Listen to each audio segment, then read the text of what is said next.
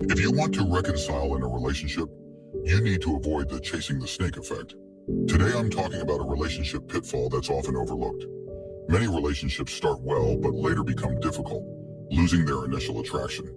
This often happens because, without realizing it, you've started chasing the snake. Let me tell you a story to explain this chasing the snake effect. Imagine you're hiking in the wilderness when suddenly a venomous snake jumps out from the grass and bites you hard. What's the right response here? You'd immediately bandage the wound to stop the venom from spreading and then quickly seek help to get to a hospital. What you wouldn't do is grab a stick and chase after the snake to kill it out of revenge. If you chase the snake, the venom spreads faster, and you could end up dying before the snake does. This scenario closely resembles certain behaviors in relationships.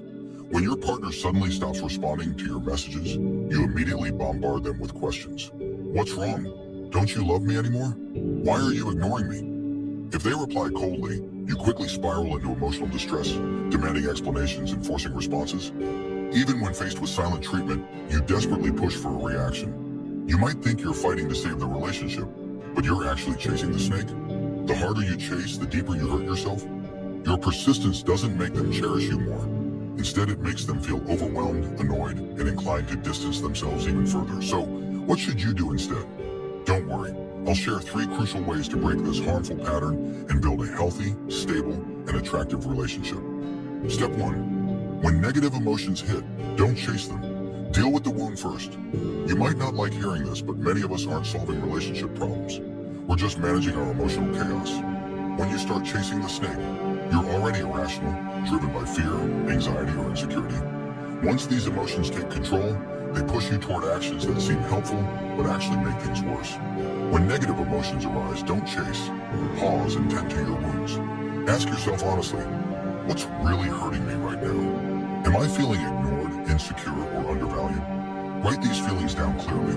Identifying your emotional injuries prevents them from overwhelming your judgment. Many relationships spiral out of control after arguments because people refuse to acknowledge their negative emotions, expecting external validation, a response, an explanation, or an apology. But love isn't about winning or losing. Real strength isn't about being emotionless. It's about holding space for your emotions without impulsively reacting. This stability makes you appear reliable and trustworthy, significantly boosting your long-term attractiveness. Step 2. Meet your own needs instead of placing all expectations on your partner. Many people become overly needy in relationships. For example, if you're feeling down, your partner must cheer you up. If you're insecure, your partner must reassure you. But these needs can't always be met by someone else, no matter how caring they are. So what's the solution? Learn to fulfill your needs independently. If you're lonely, plan activities that genuinely make you happy. Exercise, learning new skills, or spending time with friends. Your happiness shouldn't rely solely on your partner's reactions, but rather on your own fulfilling experiences. You might ask, if I can fulfill myself, why do I need a partner? If you're thinking this way, you're missing the point of independence. True independence isn't needing no one. It means not collapsing emotionally when you don't get immediate responses. It's about feeling secure enough to say, I'm fine on my own, but it's great if you join me. When you shift from emotional consumer to emotional contributor, your reduced neediness naturally attracts your partner more. Stability, strength, independence, and warmth make you irresistible. Step 3. Don't let emotions control you. Master them instead. Psychologist Viktor Frankl once said, the ultimate freedom is the ability to choose your attitude in any circumstance. You can choose to rage, vent, or chase the snake. Or you can choose to stop, assess your wounds, and heal. You can surrender control and chase your relationship desperately, or you can become the person who sets the pace. Truly confident individuals don't rely on manipulative tactics or frantic efforts to please. They're calm, assured, and self-reliant. They know when to speak and when to remain silent, when to express their needs, and when to care for themselves. Such people may seem effortless, but they're incredibly powerful. They never chase the snake because they know that once they start chasing, they've already lost. Let me leave you with this thought. The snake you're chasing isn't really the snake.